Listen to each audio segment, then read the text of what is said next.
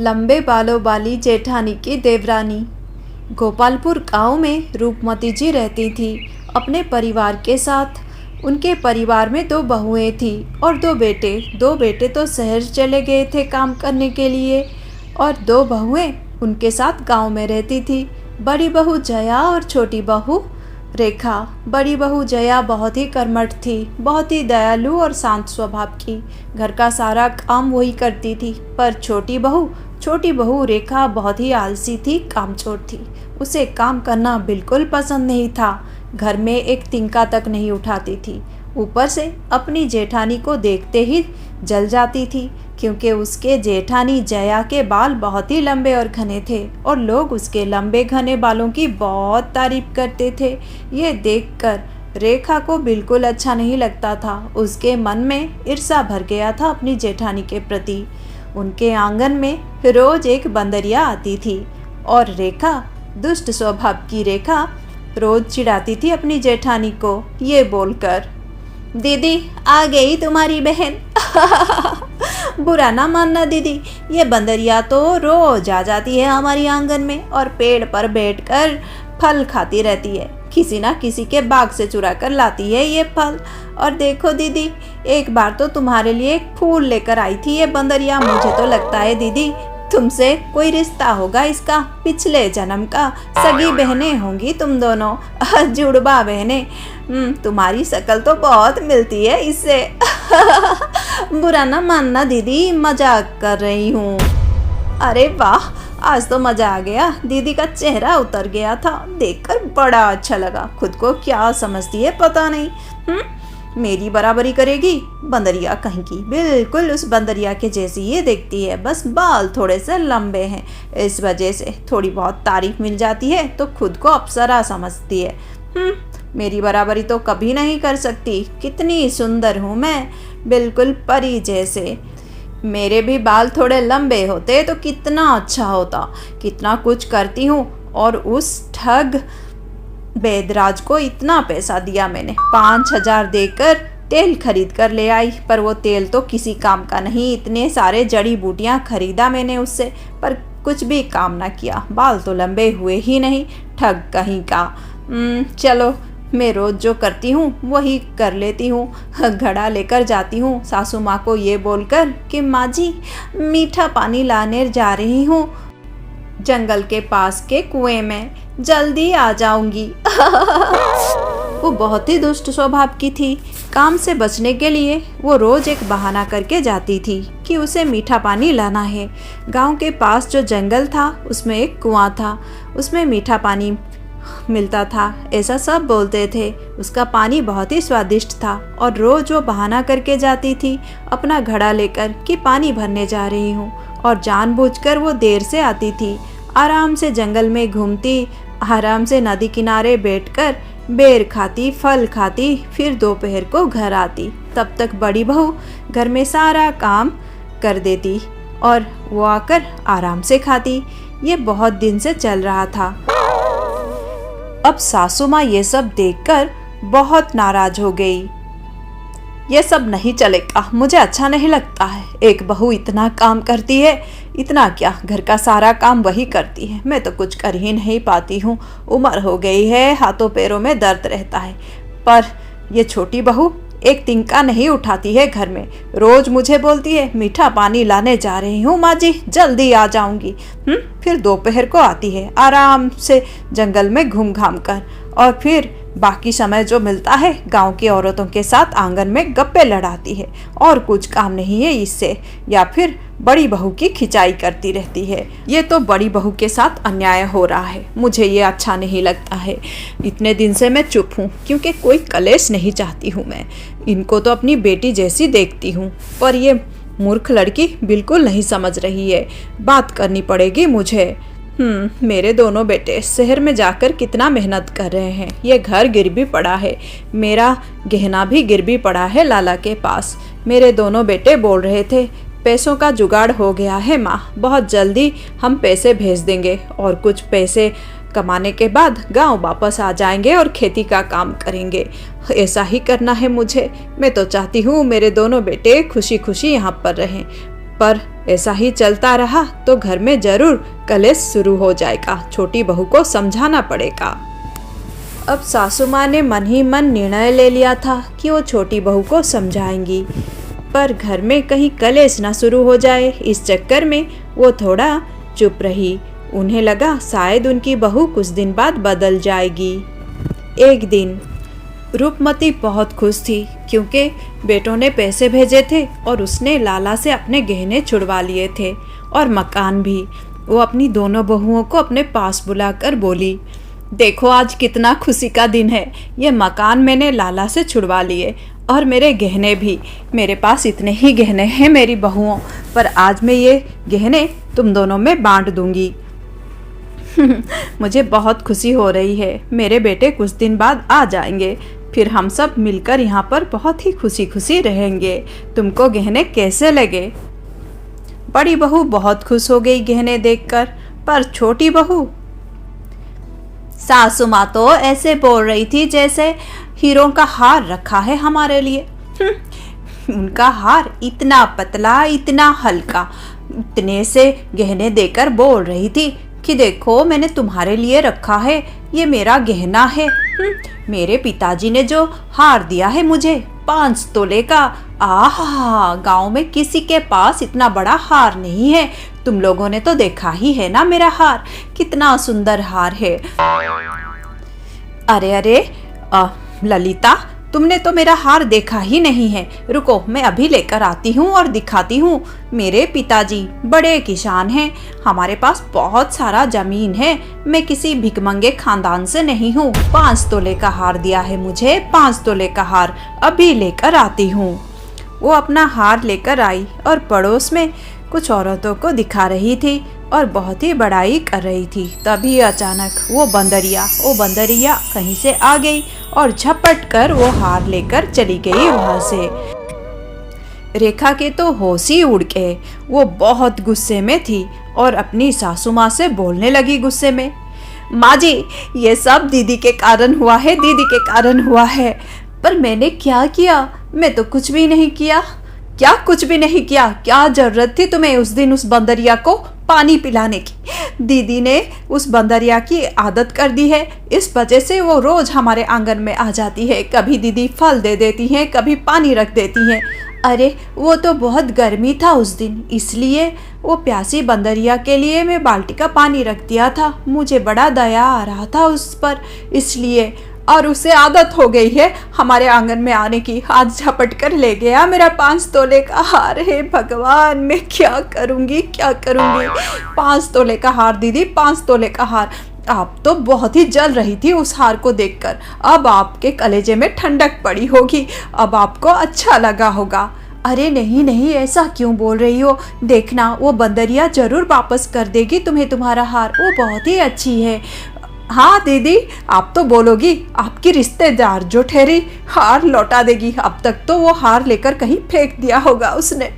मैं क्या करूँ, मैं क्या करूँ? दीदी, सब आपके वजह से हुआ है, आप ही जिम्मेदार हो। अब बंदरिया ने उसका 5 तोले का हार झपट कर ले लिया था। बहुत गुस्से में थी रेखा और सारा गुस्सा वो अपनी जेठानी पर निकाल रही थी। वैसे भी वो अपनी जेठानी को पसंद नहीं करती थी। वो बहुत कुछ बोलने लगी। तब रूपमती ने बोला, अरे बेटी, अब बस भी करो, इसमें क्या गलती है बड़ी बहू की? हाँ, तुम्हें ही सावधानी रखनी चाहिए थी। क्या जरूरत थी तुम्हें वो हार लेकर बाहर जाने की? अब वो बेजुबान जानवर है, उसे क्या पता अब क्या होगा। क्या ही करूं मैं, क्या ही करूं? माँ जी, अब जो भी बोलिए, इसका जिम्मेदार तो दीदी ही है। मैं दीदी को ही मानूंगी। हाँ। अब हार झपट कर ले गई बंदरिया। फिर वो बंदरिया उस हार को अपने माथे पर पहन लिया और रोज आ जाती, पेड़ पर बैठकर फल खाती उनके आंगन में। ये देखकर रेखा और भी चिढ़ने लगी। रेखा को और भी गुस्सा आने लगा, पर बंदरिया कभी भी वो हार नीचे ना फेंकती। बंदरिया कहीं की मेरा हार ले गई है और देखो, मुझे चिढ़ाने के लिए अपने माथे में उसे पहन लिया है ताज बनाकर। इस तरह और कुछ दिन बीत गए। उसको उसका हार तो नहीं मिला, पर उसका मन का ईर्ष्या और गुस्सा अपने जेठानी के प्रति और भी बढ़ गया। वो मन ही मन और ज़्यादा चिढ़ गई अपनी जेठानी के ऊपर। इसके वजह से सब कुछ हुआ, मैं तो एक भी काम नहीं करूँगी, इसे ही काम करना है इस घर का, करती रहे भिखारन कहीं की।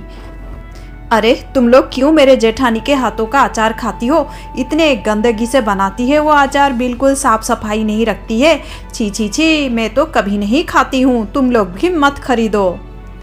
अब वो लोगों को भड़का रही थी कि उसके जेठानी अच्छे से अचार नहीं बनाती है, इसलिए कोई भी उसका अचार न खरीदे। ये बात पता चल गई जया को। जया आकर अपनी सासू माँ से बोल दिया, ये क्या कर रही हो तुम छोटी बहू? क्यों तुम बड़ी बहू के पीछे पड़ी हो? अच्छे से पता है मुझे, एक काम तो तुम नहीं करती हो और दूसरा उसको देखकर जल जाती हो। माँ जी मैं क्यों जलूं? इसकी और मेरी बराबरी है क्या जो मैं इससे जलूंगी? इसके वजह से तो मेरा हार चला गया। पता नहीं अपनी बांदरी बहन से क्या बोल दिया जो मेरा हार वो उड़ा कर ले गई। इसको तो अब शांति मिल रही है। अरे बस भी कर बहू, तेरी गलती के वजह से तेरा हार खोया है। क्यों तुम बड़ी बहू के पीछे पड़ी हो? एक तो वो घर में इतना काम करती है, ऊपर से घर में पैसों के लिए वो मदद भी करती है। तुम तो कुछ भी नहीं करती हो और उसके पीछे पड़ी रहती हो। ये ठीक बात नहीं है बेटी। माँ जी आप तो बस अपनी बड़ी बहू की ही तारीफ करती रहेंगी, उसकी ही तरफदारी करेंगी, आपको तो और कोई दिखाई ही नहीं देता है। अच्छा बड़ी बहू तुम जाओ, रसोई का काम देखो, मुझे छोटी बहू से कुछ बात करनी है। ठीक है माँ जी। अब सासू माँ अपनी छोटी बहू से शांत मन में बात करती हैं, बहुत देर तक उसे समझाती हैं, पर मूर्ख रेखा कुछ भी नहीं समझती है।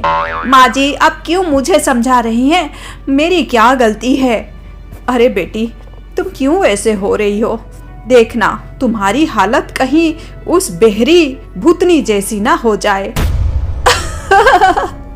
माँ जी मेरा गुस्सा तो आपने बिल्कुल ही दूर कर दिया बहरी भूतनी का नाम लेकर। वैसे माँ जी ये बहरी भूतनी का क्या चक्कर है? गांव में सब उसके बारे में बातें करते हैं, वो तो बहुत ही ज्यादा पॉपुलर है, फेमस है। अरे बेटी हंसी में ना उड़ाओ। हाँ एक बहरी भूतनी थी, मेरे नानी दादी जमाने की बात है। जमींदार घर की बहू थी वो। उसकी जेठानी के बाल तो बहुत ही लंबे और घने थे और उसके बाल तो चूहे के पूंछ के जैसी थी। वो मन ही मन अपनी जेठानी से जलने लगी और फिर इतनी जलन बढ़ गई, इतनी ईर्ष्या बढ़ गई उसके मन में कि वो तंत्र विद्या सीखने लगी। तंत्र विद्या सीखकर वो अपने बाल को लंबा किया, सुंदर किया, घने लंबे बाल हो गए उसके। पर वो दुष्ट क्या क्या पता है? अपने बड़े जेठानी के बाल को तंत्र विद्या से नष्ट कर दिया और उसके परिवार वालों का बहुत नुकसान किया और जेठानी को मारने की कोशिश की। जब जेठानी को बात पता चली तो वो और भी बड़े तांत्रिक को ले आई और उस तांत्रिक ने इसे खत्म कर दिया। इस तरह देखा ना, ईर्ष्या के वजह से क्या कुछ नहीं हुआ, इस तरह उनका कितना क्षति हुआ। देखो बेटी ऐसे ना किया करो तुम, ये ठीक बात नहीं है। माँ जी ये तो हंसी वाली बात है, ये बातों पर कौन विश्वास करता है? मैं तो बिल्कुल विश्वास नहीं करती हूँ बहरी भूतनी। अच्छा माँ जी मैं जा रही हूँ मीठा पानी लाने। अरे बेटी ये रोज रोज तुम जाती हो और देर से घर आती हो, घर का काम। माँ जी पता है मुझे, मैं आज से काम करूँगी, आप इतना ना बोलिए। जेठानी जी को बड़ा अच्छा लगता है जब आप मुझे इस तरह डांटती है। मैं जल्दी आ जाऊँगी। अच्छा मैं चलती हूँ। पता नहीं ये कब समझेगी। उस दिन भी वो बहाना करके निकल पड़ी मीठा पानी लाने के लिए पास के जंगल में और फिर उसी तरह वो घूमती रही। आराम से घूमूंगी, फिर जामुन तोड़कर खाऊंगी, फिर दोपहर को घर जाऊंगी मुझसे, और घर का काम मैं क्यों करूं, करेगी ना वो भिखारन। जो भी हो उससे थोड़ा अमीर परिवार से हूँ मैं, उस जैसे भिखारन परिवार से नहीं हूँ। वो काम करेगी, मुझे कोई आदत नहीं है। और जब रमेश जी और सुरेश जी घर आ जाएंगे ना तब बंटवारा होगा इस घर का। अरे अरे देखो इस बंदर को, ये बंदरिया इस तरह मुझे चिढ़ाती रहती है। मेरा हार चुरा के ले गई, देखो तो कैसे खुश है, कैसे इधर उधर फुदक रही है। क्या करूं मैं, क्या करूं। अरे बंदरिया, तूने उसको उस दिन फूल दिया था, पता नहीं कौन से जन्म का रिश्ता है तेरा उसके साथ। मुझे क्या ये हार नहीं फेंक सकती? ये तो मेरा ही हार है, चोरनी बंदरिया कहीं की। पता नहीं कितना कष्ट हुआ होगा उस बहरी भूतनी को। जो भी किया था उसने ठीक ही किया था अपनी जेठानी के साथ। अगर वो मेरे सामने होती तो मैं उससे तंत्र विद्या जरूर सीख लेती।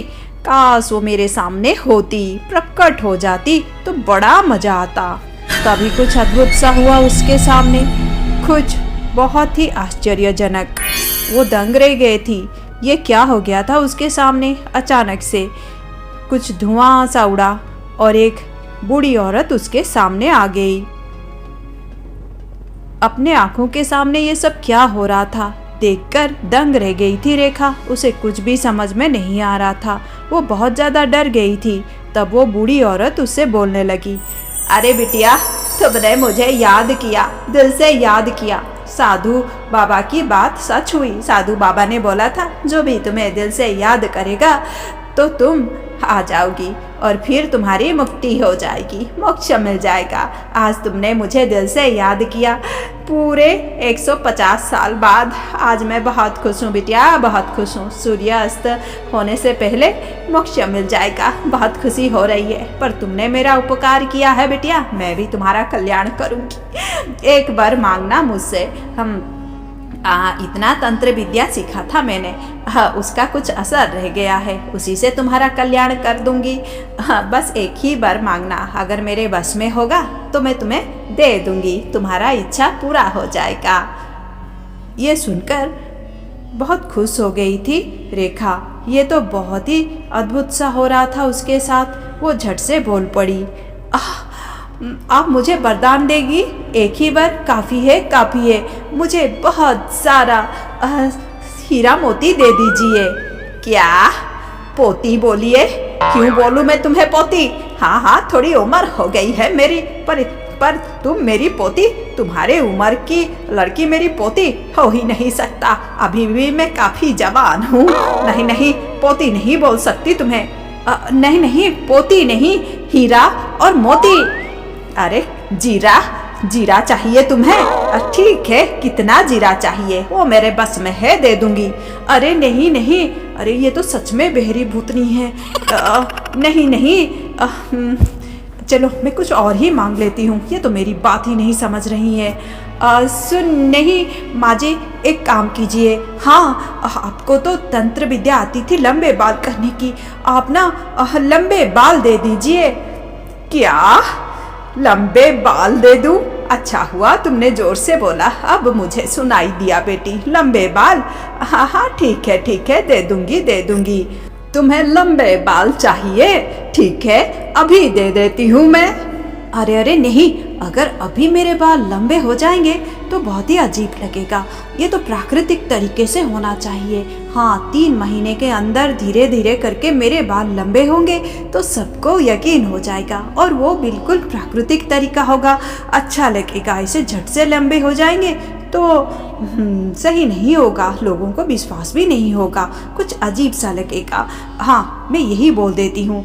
नहीं, अभी नहीं चाहिए, मुझे अभी नहीं चाहिए। क्या तुझे नहीं चाहिए? अरे तुझे नहीं चाहिए तो किसे चाहिए? ओह, फिर से? क्या उससे? अरे बिटिया, ठीक है, तुम्हारी मर्जी, जो तुम चाहो।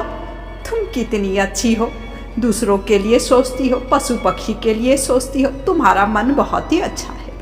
ठीक है, जो तुमने मांगा है वो मैं कर दूंगी। बाल लंबे और घने हो जाएंगे, 3 महीने में हो जाएंगे, खुश हो जाओगी तुम। ठीक है बेटी, जो तुम्हारी मर्जी। अच्छा, अब तो मुझे जाना है, मैं तो बहुत खुश हूँ। भगवान तुम्हारा कल्याण करे। 3 महीने बाद लंबे घने बाल हो जाएंगे। देखकर तुम खुश हो जाओगी। अपने दोस्त के साथ खुश रहो बिटिया, मैं चलती हूँ। ये बोलकर वहाँ से बहरी भूतनी गायब हो गई। अब बहुत ही मन खुश थी रेखा। उसे पता लग गया था उसके साथ जो अलौकिक घटना हुई है, उसके बाल तो ज़रूर लंबे और घने हो जाएंगे कुछ दिन बाद, और वो अपनी जेठानी को हरा देगी। बहरी भूतनी ने बोल दिया है मुझे कि 3 महीने में बाल लंबे घने हो जाएंगे और मैं गांव की सबसे सुंदर बहू हो जाऊंगी। गांव की क्या, आसपास के गांव की, अरे आसपास के गांव की क्या, पूरे राज्य में मैं सबसे सुंदर बहू होंगी। पूरे देश में मैं सबसे सुंदर बहू होंगी। पूरे पृथ्वी में मैं सबसे सुंदर बहू होंगी। मैं कितनी खुश हूँ, कितनी खुश हूँ मैं। वो बहुत ज़्यादा खुश थी। समय बीतने लगा पर उसके बाल लंबे ही नहीं हुए। इस तरह 3 महीने गुजर गए, फिर 6 महीने भी बीत गए पर उसके बाल लंबे नहीं हुए। वो बहुत दुखी हो गई। झूठी झूठी मकार पिशाचिनी भूतनी कहीं की, भूतनी राक्षसी तो राक्षसी भूतनी ही होती है, झूठी होती है। ठग दिया मुझे, उसने तो मेरा फ़ायदा उठा लिया, पर मेरा क्या हुआ। झूठी कहीं की, झूठ से मुझे बोल दिया कि 3 महीने में बाल लंबे हो जाएंगे। कितनी बड़ी झूठनी, और उसकी बातों में मैं विश्वास करके अब तक इंतज़ार कर रही हूँ कि बाल लंबे होंगे। अब तो 1 साल होने को आ रहा है, लगभग 1 साल होने को आ रहा था, पर उसके बाल बिल्कुल भी लंबे नहीं हुए, जैसा का तैसा ही था। वो बहुत ही दुखी हो गई। अपने आप को वो ठगा हुआ महसूस कर रही थी। एक दिन वो जंगल गई थी रोज की तरह बहाने करके। तभी अचानक वो बंदरिया उसे दिख गई। ये क्या, बंदरिया को देखकर वो चौंक पड़ी। बंदरिया पेड़ पर थी और बहुत ही अद्भुत लग रही थी। बंदरिया ने उसका हार पहना था और उसके सर पे लंबे घने बाल थे। ओए माँ, ये क्या हो गया है। हाँ, तो उस दिन उस बहरी भूतनी को सब उल्टा पुल्टा सुनाई दिया। हाँ, उस दिन उस बहरी भूतनी को सब उल्टा पुल्टा सुनाई दिया था। रेखा बहुत ही दुखी हो गई और दुखी मन से वो घर लौट आई। अब धीरे धीरे उसके मन में कुछ बेचैनी होने लगी। धीरे धीरे वो अपनी जेठानी को देखकर बदलने लगी। उसके जेठानी का निस्वार्थ पर स्नेह उसको बदलने लगा था। एक दिन, देखो तुम्हारा हार मिल गया। आज वो बंदरिया आई थी, इतने दिनों बाद वो आई थी और हार को ऐसे फेंक दिया मेरे तरफ। मैं तो झट से उठाकर ले आई तुम्हारा हार। ले लो, तुम्हें कितना पसंद था तुम्हारा हार। पर अजब सी बात है रेखा, बंदरिया तो बहुत ही अद्भुत दिख रही थी। लंबे घने बाल हो गए हैं उसके, और बालों में उसने फूल भी लगाया था। बहुत खुश थी वो, बहुत खुश थी। मैं तो चकित रह गई उसे देखकर। अब रेखा इस बात पर हंसेगी या रोएगी, उसे कुछ समझ में नहीं आ रहा था। सब कुछ गड़बड़ कर दिया था बहरी भूतनी ने। बहरी भूतनी ने कुछ और ही सुन लिया था। रेखा कुछ और ही बोल रही थी उस दिन। बहरी भूतनी को लगा कि रेखा चाहती है कि बंदरिया के बाल बहुत लंबे हो जाए 3 महीने में, और उसने ऐसा ही कर दिया था। शर्म के मारे रेखा चुप रही, अपनी जेठानी को कुछ न बोला, राज को राज रहने दिया। अब वो बदल चुकी थी। अपनी जेठानी से वो पहले की तरह ईर्ष्या नहीं कर रही थी। उसका मन पहले से ही बदल गया था और आज वो बहुत खुश थी, क्योंकि उसे उसका खोया हुआ हार भी मिल गया था। वो बहुत खुश थी और खुशी में वो अपनी जेठानी को गले से लगा लिया।